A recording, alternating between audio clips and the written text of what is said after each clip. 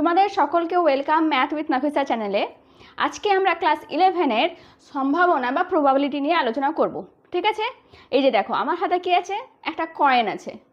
সকলের কাছে কয়েন আছে, সকলে নিজের নিজের হাতে একটা করে কয়েন নিয়ে নাও।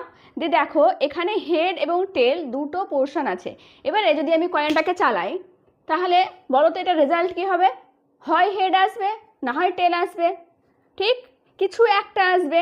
আমরা জানি যে হয় হেড আসবে না হয় টেল আসবে, কিন্তু এই যে চালটা আমি চাললাম এখানে পার্টিকুলারলি হেড আসবে না টেল আসবে আমরা কি বলতে পারবো? বলো, বলতে পারবে? পারবে না।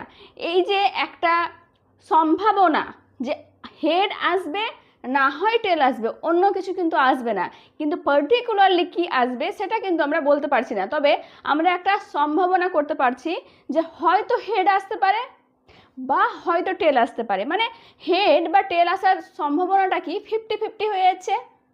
তো এখান থেকে আমাদের প্রবাবিলিটির শুরু হচ্ছে বা সম্ভাবনার শুরু হচ্ছে।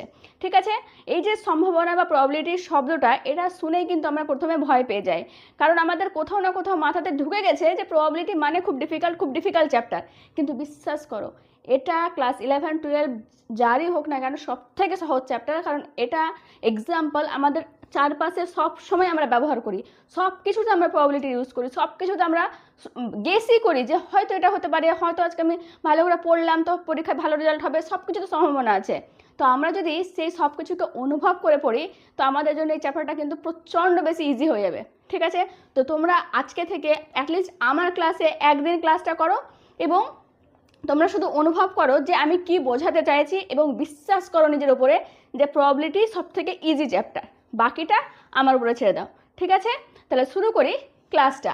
আজকে আমরা এক এক করে বিভিন্ন রকমের টার্ম, যেমন হচ্ছে যেমন যদৃচ্ছ পরীক্ষা বা র্যান্ডম এক্সপেরিমেন্ট, ঘটনা বা ইভেন্ট, নমুনা দেশ বা স্যাম্পল স্পেস, এসব নিয়ে আলোচনা করব এবং তার উপরে আমরা কিছু অঙ্ক করব।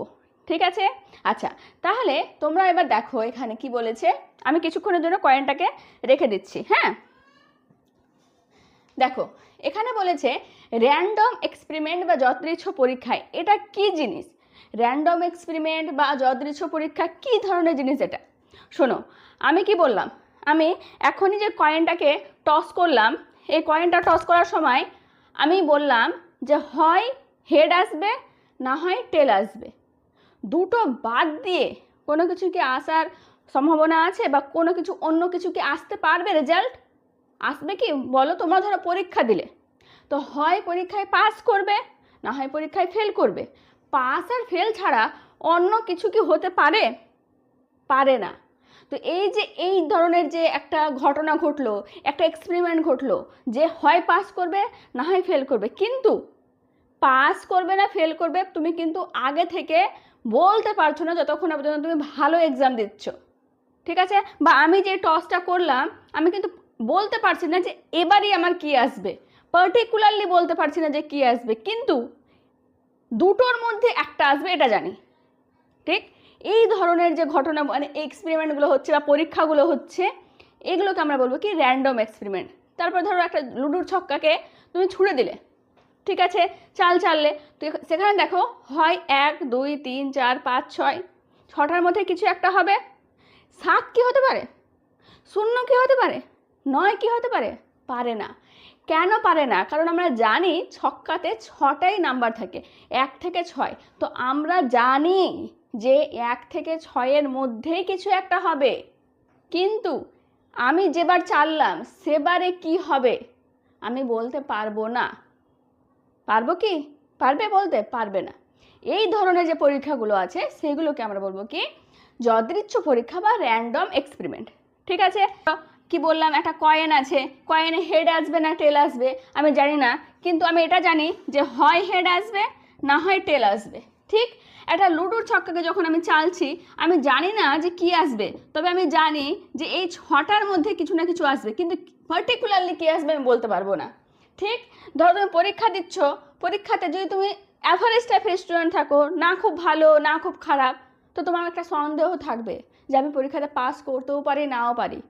বা ধরো জেই মেন্স, জয়েন্ট এন্ট্রান্স বা ধরো নিটের এক্সাম, সেগুলো তো একটু ডিফিকাল্ট টাইপের এক্সাম হয়, সেখানে তুমি কিন্তু শিওরভাবে বলতে পারবে না যে তুমি পাস করবে না ফেল করবে। তাহলে তাহলে সেই পরীক্ষাগুলো হচ্ছে আমাদের কি র্যান্ডম এক্সপেরিমেন্ট বা যদৃচ্ছ পরীক্ষা।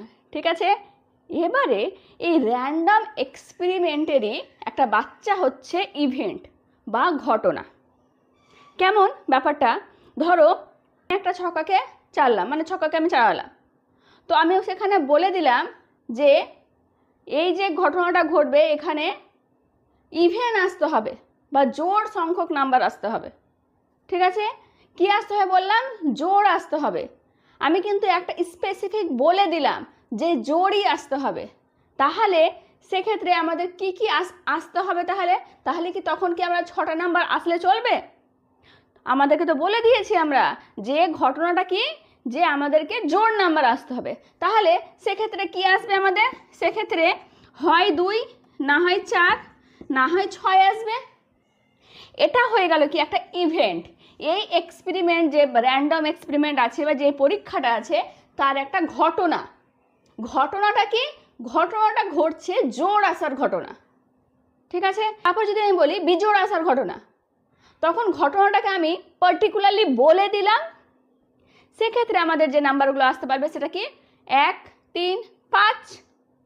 ঠিক এই ধরনের যে ঘটনাগুলো ঘটছে, মানে এই ধরনের যে আমি পার্টিকুলারলি বলে দিচ্ছি, সেটাকে আমরা বলবো কি ইভেন্ট বা ঘটনা, মানে ঘটছে। এক্সপেরিমেন্ট তো একটা আছে, মানে একটা পরীক্ষা আছে।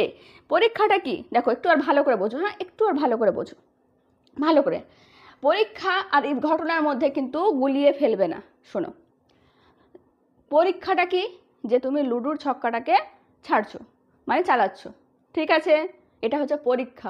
তুমি একটা লুডুর ছক্কাকে চালালে, এটা হচ্ছে একটা পরীক্ষা।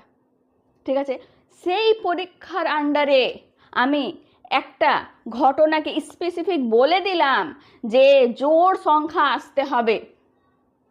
তাহলে এই জোড় সংখ্যা আসার যে ঘটনাটা ঘটলো সেটাইকে আমরা বলবো কি ঘটনা বা ইভেন্ট।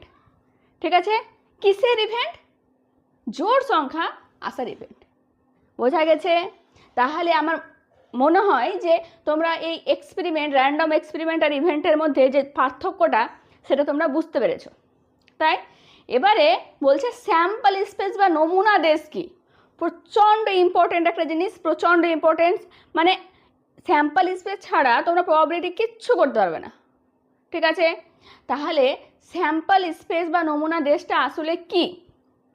আচ্ছা, তার আগে বলি যে এই যে এক্সপেরিমেন্ট, র্যান্ডম এক্সপেরিমেন্ট বা এই যে ইভেন্টগুলো আছে বা ঘটনাগুলো আছে, এগুলোর কিন্তু অনেকগুলো আবার সব ঘটনা আছে। যেমন হচ্ছে যে দুটো আলাদা ইভেন্ট কি, মানে মিউচুয়ালি এক্সক্লুসিভ ইভেন্ট কি। ঠিক আছে, বা ধরো আরও অনেক রকমের নাম আছে। ঠিক আছে, সেগুলোও কিন্তু আমরা এর পরের দিন ক্লাসে জানবো। কিন্তু আজকে আমি মেন 3টে জিনিসের উপরে কিন্তু ফোকাস করতে চাই, কারণ বেশি তোমাদেরকে চাপ নেওয়ার দরকার নেই, অল্প অল্প করে কিন্তু মাথার মধ্যে ঢোকানোর চেষ্টা করো। ঠিক আছে, এবার বলছে স্যাম্পল স্পেস। স্যাম্পল স্পেস কি জিনিস শোনো, এই যে একটা যদৃচ্ছ পরীক্ষা বা র্যান্ডম এক্সপেরিমেন্ট আমরা পেলাম, সেখানে ছক্কাটাকে যখন আমি চালালাম তখন কটা নাম্বার আসতে পারে বললাম, 1, 2, 3, 4, 5, না হয় 6। ঠিক, এবারে বলেছে এই যে ছক্কাটা থেকে যতগুলো ইভেন্ট আমরা তৈরি করতে পারবো, যতগুলো এই পরীক্ষাটা থেকে যতগুলো ঘটনা আমরা তৈরি করতে পারবো, সেই ঘটনাগুলোকে নিয়ে যদি আমরা একটা সেট তৈরি করি। এবার সেট তৈরি করছি তো তোমাদেরকে সেটের ধারণা কিন্তু আগে থেকে জানতে হবে। ঠিক আছে, সেট যদি আমরা তৈরি করি তাহলে যে সেটটা আমরা পাবো সেটাকে আমরা বলবো কি নমুনা দেশ বা স্যাম্পল স্পেস। কেমন ধরনের ব্যাপার দেখো, বলি যে একটা কয়েনকে আমি টস করেছি, টস করার পরে হয় হেড আসবে না হয় টেল আসবে। এবারে যদি আমি, এটা হচ্ছে এক্সপেরিমেন্ট বা পরীক্ষা যে আমি কয়েনটাকে টস করছি, কিন্তু সেখান থেকে ঘটনা কি ঘটতে পারে, ঘটনা কি ঘটতে পারে যে হয় হেড আসবে একটা ঘটনা ঘটতে পারে, না হয় টেল আসবে একটা ঘটনা ঘটতে পারে। তাদেরকে নিয়ে যে সেটটা তৈরি করব সেটা হয়ে যাবে আমাদের কি স্যাম্পল স্পেস বা নমুনা দেশ। তাহলে যখন একটা কয়েনকে টস করছি, একটা কয়েনকে যখন আমি টস করলাম, এটা হয়ে গেল আমাদেরকে পরীক্ষা। যে কয়েনটাকে টস করছি, কে আসবে জানি না, হেডও আসতে পারে টেলও আসতে পারে, কিন্তু ঘটনাগুলো কি ঘটতে পারে? ঘটনাগুলো ঘটতে পারে হয় একটা হেড আসার ঘটনা ঘটতে পারে, না হয় একটা টেল আসার ঘটনা ঘটতে পারে। আর কিছু ঘটনা ঘটতে পারে কি? কোনোটাই ঘটলো না, এরকম হতে পারে? পারে না। আর অন্য কিছু ঘটতে পারে? পারে না। হেডই ঘটবে, নইলে টেল ঘটবে। ঠিক? তাহলে এই দুটোকে নিয়ে যখন আমি একটা সেট তৈরি করে নেব, তখন সেটা হয়ে যাবে আমাদের কি? Sample space. তাহলে যখন আমি একটা কয়েনকে টস করলাম, তখন তার স্যাম্পল স্পেস কত হলো বা নমুনা দেশ কত হলো? হেড কমা টেল, সেটের মধ্যে। বোঝা গেছে? আচ্ছা, এবারে আমি বলবো যে না, আমি না দুটো কয়েনকে টস করলাম। এবার বিভিন্ন পরীক্ষাতে মানে বিভিন্ন অঙ্কতে আমাদের দুটো কয়েনকে টস করার কিন্তু অঙ্ক থাকে, ঘটনাগুলো বলে দেয়। এবারে দেখো, একটা কয়েন নিলাম, একটা কয়েনকে একবার টস করলাম, আবার এই কয়েনটাকেই আরেকবার টস করলাম। ঠিক আছে? তাহলে একটা কয়েনকে আমি দুবার টস করলাম, এটাও হতে পারে। বা আমার কাছে দুটো কয়েন আছে, দুটো কয়েনকে আমি সেম টাইমে টস করলাম। যেটাই করি না কেন সেম জিনিস, মাথায় ঢুকিয়ে দাও। ঠিক আছে? যে আমি একটা কয়েনকে দুবার টস করলাম, যা আসবে, দুটো কয়েনকে যদি আমি একবার টস করি তাহলে তাই আসবে। তাই কোনটা করছি আমরা? একটাকে দুবার টস করছি নাকি দুটো কয়েন আলাদা আলাদা নিয়ে একবার টস করেছি, সেটা নিয়ে আমরা মাথা ঘামাবো না। মাথা কি নিয়ে ঘামাবো? যে দুটো কয়েনকে টস করা হয়েছে, কিভাবে টস করা হয়েছে, একটাকেই দুবার টস করা হয়েছে নাকি দুটোকে একবার টস করা হয়েছে, ভাববো না। বোঝা গেছে? ঠিক আছে, এবারে দেখো, তাহলে এটা একটা কয়েন, এটা একটা কয়েন, বা এই একটা কয়েনকে আমি দুবার টস করেছি, কিছু একটা হবে। তাহলে এখানে যদি একটা আসা হেড আসবে, একবার টেল আসবে, মানে একবার একবার আসবে না, হয় হেড আসবে না হয় টেল আসবে। এখানেও হয় হেড আসবে না হয় টেল আসবে। এবার এক্ষেত্রে আমাদের নমুনা দেশ কি হবে? তাহলে যে দুটো কয়েনকে যখন আমরা টস করছি, তখন সেক্ষেত্রে আমাদের স্যাম্পল স্পেসটা কি হতে পারে, মানে ঘটনাগুলো কি কি আসতে পারে। ঘটনাগুলো যদি আমরা না লিখতে পারি, ইভেন্টগুলোকে যদি আমরা না লিখতে পারি, তাহলে কি নমুনা দেশ বানাতে পারবো? কারণ ইভেন্টগুলোকে নিয়েই তো সেট তৈরি করব, আর সেই সেটটাই তো হবে আমাদের স্যাম্পল স্পেস বা নমুনা দেশ। ঠিক? তাহলে ফার্স্টে যদি আমি বলি যে আচ্ছা, প্রথম কয়েনটাতে আমি প্রথমে ধরলাম হেড আসলো। ঠিক আছে? প্রথম কয়েনটাতে ধরলাম হেড আসলো, তো পরের কয়েনটাতে হেডও আসতে পারে। প্রথম কয়েনটাতে হেড আসলো, তো পরের কয়েনটাতে টেলও আসতে পারে। এটা একটা হতে পারে, পারে কি না? যে প্রথম কয়েনটাতে হেড, দেখো প্রথম কয়েনটাতে হেড যদি আসে, তো পরেরটাতে কি হতে পারে? হেডও হতে পারে। ভালো করে দেখো, একটু ভালো করে। প্রথম কয়েনটাতে যদি হেড আসে, তো পরেরটাতে কি আসবে? প্রথমটাতে হেড আসার সঙ্গে পরেরটাতে হেড আসার কোনো সম্পর্ক আছে কি? নেই, কোনো সম্পর্ক নেই। যে পরেরটাতে হেডও আসতে পারে বা টেলও আসতে পারে, ওই জন্য প্রথমটাতে যদি আমি হেড নিলাম, তো পরেরটাতে হেডও আসতে পারে, এটা একটা ঘটনা ঘটতে পারে। বা প্রথমটাতে যদি হেড আসে, তাহলে পরেরটাতে টেলও আসতে পারে, এটা একটা ঘটনা ঘটতে পারে। পারে, এটা দুটো ইভেন্ট পেলাম আমরা। আরও দুটো ইভেন্ট পাবো কি কি দেখো, প্রথমটাতে ধরলাম টেল আসলো, ঠিক? পরেরটাতে কি আসবে বলতে পারবো? হেডও আসতে পারে, আবার টেলও আসতে পারে। পারে। তাহলে যখন প্রথমটাতে হেড আসছিল, পরেরটাতে হেডও আসতে পারে, আবার টেলও আসতে পারে। প্রথমটাতে যখন টেল আসছিল, পরেরটাতে হেডও আসতে পারে, টেলও আসতে পারে। তাহলে এটা এটা এটা এটা চারটে আলাদা আলাদা ইভেন্ট পেয়েছি, মানে ঘটনা পেয়েছি।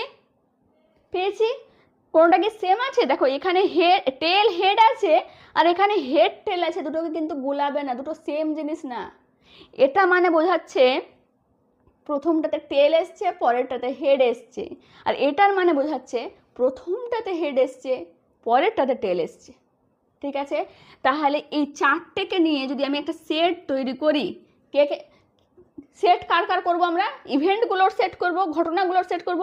ঘটনাগুলো কে কে? একটা হেড হেড, কমা হেড টেল, কমা টেল হেড, কমা টেল tail.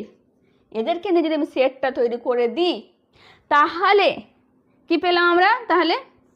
Head head head tail, tail head, tail tail. ঠিক আছে, যে সেটটা আমরা বানালাম এটা হচ্ছে দুটো কয়েনকে টস করার একটা নমুনা দেশ। বোঝা গেছে? তাহলে স্যাম্পল স্পেস আমরা তৈরি করতে পারবে বা নমুনা দেশ তৈরি করতে পারবে যে শুধুমাত্র আমরা কোনো এক্সপেরিমেন্ট থেকে কোনো এক্সপেরিমেন্ট থেকে আমরা ইভেন্টগুলোকে, ঘটনাগুলোকে খুঁজবো যে কি কি ঘটনা ঘটতে পারে, আর যখনই আমরা ঘটনাগুলো পেয়ে যাব তখন তাদেরকে নিয়ে আমরা সেট তৈরি করে দেব। তাহলেই আমাদের সেটা তৈরি হয়ে যাবে কি স্যাম্পল স্পেস বা নমুনা দেশ। বোঝা গেছে? ক্লিয়ার? এ অবধি কারো কোনো প্রবলেম আছে কি? বোঝা যাচ্ছে? মাথায় সব ঢুকছে? গুড। এবারে এটা আমরা কয়েনের ক্ষেত্রে দেখলাম, ঠিক? একটু ছক্কার ক্ষেত্রে দেখি। দেখবে এক্সপেরিমেন্টটা আছে সেটা কি একটা ছক্কা। একটা ছক্কাকে কিন্তু আমি টস করছি, ঠিক আছে? একটা ছক্কাকে টস, একটা ছক্কাতে কি আসতে পারে? 1 আসতে পারে, 2 আসতে পারে, 3 আসতে পারে, 4 আসতে পারে, 5 আসতে পারে বা 6 আসতে পারে। তাহলে এখানে 6টা ঘটনা ঘটতে পারে। 6টা ঘটনাকে আমি যদি সেটের মধ্যে লিখে দিই তাহলে এর স্যাম্পল স্পেসটা বেরিয়ে যাবে, নমুনা দেশটা। তাহলে কি কি আসবে? নমুনা দেশটা লিখি। স্যাম্পল স্পেস কি হবে? এস ইজ ইকুয়াল টু হয় 1, না হয় 2, না হয় 3, না হয় 4, না হয় 5, না হয় 6। ঠিক? এবারে যদি দুটো ছক্কাকে টস করি, দুটো ছক্কাকে যদি আমি চালি, তাহলে প্রথমটাতে 1ও আসতে পারে, 2ও আসতে পারে, 3ও আসতে পারে, 4ও আসতে পারে, 5ও আসতে পারে বা 6ও আসতে পারে। এটাতেও 1ও আসতে পারে বা 2ও আসতে পারে বা 3ও আসতে পারে বা 4ও আসতে পারে বা 5ও আসতে পারে বা 6ও আসতে পারে। ঠিক? এখানেও কিন্তু কয়েনের মতো আমরা একটা ছক্কাকে দুবার চালাচ্ছি বা দুটো ছক্কাকে একসঙ্গে চালাচ্ছি, একই ব্যাপার। বোঝা গেছে? আচ্ছা দেখো, এবারে দেখো কি হচ্ছে। প্রথমটাতে যদি 1 আসে, পরেরটাতে কি আসবে বলতে পারবো? প্রথমটাতে 1 আসার সঙ্গে পরেরটাতে কি আসবে তার কোনো সম্পর্ক আছে? পরেরটাতে 1ও আসতে পারে, প্রথমটাতে 1 আসলো, পরেরটাতে 2ও আসতে পারে, প্রথমটাতে 1 আসলো, পরেরটাতে 3ও আসতে পারে, প্রথমটাতে 1 আসলো, পরেরটাতে 4ও আসতে পারে, প্রথমটাতে 1 আসলো, পরেরটাতে 5ও আসতে পারে, প্রথমটাতে 1 আসলো, পরেরটাতে 6ও আসতে পারে। প্রথমটাতে যদি 2 আসে, একইভাবে প্রথমটাতে 2 আসলে পরেরটাতে 1ও আসতে পারে, আবার প্রথমটাতে 2 আসলে পরেরটাতে 2ও আসতে পারে। তাহলে এখানেও এরকম 2 3 আসতে পারে, 2 4, 2 5, 2 6 এরকম হবে। প্রথমটা যদি 3 আসে, প্রথমটা যদি 4 আসে, প্রথমটা যদি 5 আসে, প্রথমটাতে যদি 6 আসে, তাহলে একই রকমভাবে এখানে 3 এর প্রথমটাতে 3 আসলে পরেরটাতে 1ও আসতে পারে, প্রথমটাতে 3 আসলে পরেরটাতে 2 আসতে পারে, প্রথমটাতে 3 আসলে পরেরটাতে 3ও আসতে পারে, প্রথমটাতে 3 আসলে পরেরটাতে 4ও আসতে পারে, প্রথমটাতে 3 আসলে পরেরটাতে 5ও আসতে পারে, আবার পরেরটাতে 6ও আসতে পারে। এক্ষেত্রেও পরেরটাতে 1ও আসতে পারে, পরেরটাতে 2ও আসতে পারে, পরেরটাতে 3ও আসতে পারে, পরেরটাতে 4ও আসতে পারে, পরেরটাতে 5ও আসতে পারে, পরেরটাতে 6ও আসতে পারে। ঠিক আছে? এরকমভাবে এগুলোও আসবে। তার মানে 1 2 3 4 5 6, প্রথমে যদি 1 আসে তো আমি 6টা ঘটনা ঘটাতে পারবো। প্রথমটা যদি 2 আসে তাহলে আমি আরও 6টা ঘটনা ঘটাতে পারি। এভাবে এদিকেও 6টা আছে আর এদিকেও 6টা করে হচ্ছে, মানে আমরা 36টা ঘটনা এখানে ঘটাতে পারবো। 36টা ঘটনা এখানে ঘটতে পারে যদি আমরা দুটো ছক্কাকে চালি। ঠিক আছে? তাহলে এদেরকে নিয়ে যে সেটটা তৈরি হবে সেটা হবে যে দুটো ছক্কাকে চালার নমুনা দেশ বা স্যাম্পল স্পেস। বোঝা গেছে? এবারে আমাদেরকে যদি বলে 3টে ছক্কা যদি চালি তখন নমুনা দেশে কতটা সংখ্যক নাম্বার থাকবে বা কতজন থাকবে? এখানে তো বলে দিলাম যে 36 জন আছে, এখানে বলে দিলাম আমরা যে 6 জন আছে। কিন্তু যদি বলে যে আমি একটা ছক্কাকে 5 বার চালালাম তাহলে কতটা নমুনা দেশে কতগুলো নাম্বার থাকবে, মানে কতটা ঘটনা থাকবে, কতগুলো ইভেন্ট থাকবে? বার করাটা ডিফিকাল্ট? কোনো ডিফিকাল্ট না, আমাদের কাছে ফর্মুলা আছে। কি ফর্মুলা? আমি আছি বলার জন্য, দেখে নাও।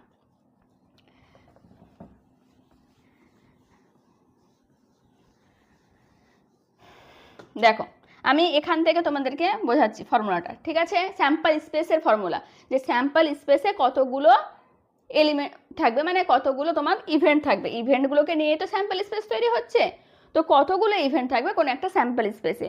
যখন আমরা একটা কয়েনকে টস করছিলাম, তো তোমরা বলো কয়েনের ক্ষেত্রে কে কে আসতে পারে, হেড বা টেল? মানে দুইজন আসতে পারে, ঠিক? কয়েনের ক্ষেত্রে দুইজন আসতে পারে, হয় হেড না হয় টেল। কিন্তু যদি দুটো কয়েন করে দিই তাহলে কতজন আসবে? তখন 4 জন আসছিল। কিভাবে? ফর্মুলাটা হচ্ছে 2 টু দি পাওয়ার n করে, ঠিক আছে? কয়েনের জন্য 2 টু দি পাওয়ার n হবে। n এর জায়গাতে যদি আমাদের একটা কয়েন থাকে তাহলে 2 এর n এর জায়গাতে 1, তাহলে আমরা দুটো আমরা মেম্বার পাচ্ছিলাম। যখন দুটো কয়েনকে টস করব তখন n এর জায়গাতে 2 হবে, তাহলে 4। তো দেখো এখানে আমরা যখন দুইবার টস করছিলাম তখন 1 2 3 4টা ইভেন্ট পেয়েছিলাম। যদি 3টে কয়েনকে আমরা টস করি তাহলে n এর জায়গাতে 3 হবে, তাহলে 8 জন থাকবে স্যাম্পল স্পেসে, ঠিক আছে? একই রকমভাবে এবার যদি আমি বলি ছক্কার ক্ষেত্রে, তো ছক্কার ক্ষেত্রে দেখো আমাদের কে কে আসছিল, 1 2 3 4 5 6, মানে 6 জন আসতে পারছিল একটা ছক্কাকে যদি আমি চালাচ্ছিলাম। তো ওই জন্য এখানে কয়েনের ক্ষেত্রে কে 2 এর উপরে ছিল n, আর এখানে 6 এর উপরে হবে n, ঠিক আছে? এবারে যখন একবার আমি টস কয়েনটাকে চালাবো তখন 6 n এর জায়গাতে 1 হবে। তো যখন আমরা একবার চালাচ্ছিলাম তখন ইভেন্টগুলো কে কে আসছিল, 1 2 3 4 5 6 আসছিল। কিন্তু যখন আমরা দুবার চালিয়েছিলাম তখন কতজন এসেছিল স্যাম্পল স্পেসে বা নমুনা দেশে? 36 জন। কি করে 36 জন আসছিল? দেখো আমরা কতবার চালিয়েছিলাম ছক্কাটাকে? দুবার। তাহলে এনার জায়গাতে 2 যদি বসাই তাহলে 36 আসছে কি আসছে না? আসছে। এরকমভাবে যতবার আমরা চালাবো 6-এর উপরে তত সংখ্যাটা বসতে থাকবে এনের জায়গাতে। বোঝা গেছে? তাহলে আশা করি যে তোমরা র্যান্ডম এক্সপেরিমেন্ট, ইভেন্ট এবং স্যাম্পল স্পেসে নিয়ে একদম ক্লিয়ার হয়ে গেছো। এবার স্যাম্পল স্পেস বার করতে পারবে। আচ্ছা, এবারে আমরা দুটো অঙ্ক করব। তাহলে এই অঙ্ক দুটো করে নিলে আমাদের স্যাম্পল স্পেস বা নমুনা দেশ কি করে আমরা বার করছি সেটা কিন্তু ইজিলি আরও ভালো করে বুঝতে পারবো, ঠিক আছে? প্রথম অঙ্কটা কি বলেছে, 2 জন বালক ও 3 জন বালিকার একটি দল থেকে 2 জন শিশুকে উদ্দেশ্যহীনভাবে তোলা হলো। এই যে উদ্দেশ্যহীনভাবে কথাটার মানে কি, যে তুমি কাউকে ইম্পর্টেন্স বেশি দিচ্ছ, তাকেই তুমি চুজ করছো, কাউকে তুমি ইগনোর করছো, তেমনটা না। মানে ধরো তুমি যদি বলো যে 5 জন আছে আমার সামনে, আমি চোখ বন্ধ করে 2 জনকে টেনে নিলাম, এরকম টাইপের ব্যাপারটা। যে 5 জনের দল আছে যেখানে 2 জন আছে বালক মানে বয় আর 3 জন আছে গার্ল, ঠিক আছে? যার মধ্যে তুমি 2 জনকে টানলে, তাহলে তাদেরকে নিয়ে যদি আমরা স্যাম্পল স্পেস তৈরি করি তাহলে সেই স্যাম্পল স্পেসটা কি হবে? তো এই যে 5 জন আছে এদের মধ্যে আমরা কজনকে টানছি? 2 জনকে টানছি। তো যদি আমরা এভাবে করি, বয় আছে মানে দুটো বালক আছে, তাহলে এদেরকে আমি B1 আর B2 নাম দিলাম, ঠিক আছে? আর 3টা গার্ল আছে তাদেরকে আমি G1 G2 আর G3 যদি নাম দিই তাহলে কি হতে পারে? স্যাম্পল স্পেস তৈরি করা মানে তাদেরকে যখন আমরা নেব, ওই 5 জনের মধ্যে থেকে 2 জনকে যখন আমরা টানবো, একজনকে টানলাম আর একজনকে টানলাম। আচ্ছা, একজনকে যখন টানলাম তখন অন্য ওইদিকে 4 জন থাকলো, তাহলে 4 জনের মধ্যে যে কেউ আসতে পারে। আবার অন্যজনকে যদি টানি তাহলে এ হয়তো ওখানে আছে। বুঝতে পারছো ব্যাপারটা? যে আমি র্যান্ডমলি উদ্দেশ্যহীনভাবে আমি টেনে নিচ্ছি 2 জনকে, তাহলে তাদের 2 জনকে কে কে আসতে পারে, এই রকম ঘটনা যতটা ঘটবে তাদেরকে নিয়ে যদি আমরা একটা সেট তৈরি করি সেটাই হবে স্যাম্পল স্পেস। তো ধরলাম প্রথমে কে এলো, B1 এলো, ধরলাম যে B1 চলে এলো, তাহলে পরে কে আসবে? B1 তো চলে এসছে, তো বাকি কে আছে ওখানে? ওখানে B2 বাকি আছে, তাহলে B2ও আসতে পারে। আবার প্রথমে B1 এলো, তো B2 না এসে G1 এলো, আসতেই পারে। প্রথমটাকে আমি ফিক্সড রাখছি, ঠিক আছে? যে প্রথমে একজনকে আমি টেনে নিয়েছি B1কে, তো প্রথমে B1 এলো, পরে G2ও আসতে পারে। আবার প্রথমে B1 এলো, তো পরে G3ও আসতে পারে। এরকম যদি প্রথমে B1 না এসে প্রথমে B2 আসে, তো প্রথমে যদি B2 আসে তাহলে পরে করে B1 আসতে পারে, প্রথমে যদি B2 আসে তাহলে পরে করে G1 আসতে পারে, প্রথমে যদি B2 আসে তাহলে পরে G2ও আসতে পারে, বা প্রথমে যদি B2 আসে তাহলে পরে G3ও আসতে পারে পারে এগুলো আমরা লিখছি কিভাবে, B1টাকে প্রথমে ফিক্সড রেখেছি, যে প্রথমে ধরলাম B1 এসছে, ধরে নিলাম, তো B1টাকে ফিক্সড রেখে বাকি যারা ছিল 4 জন তাদের মধ্যে কেউ একজন দ্বিতীয়তে আসবে, দ্বিতীয় নাম্বারে, তাহলে প্রত্যেকজনকে একটা একটা করে বসতে দিয়েছি, ঠিক আছে।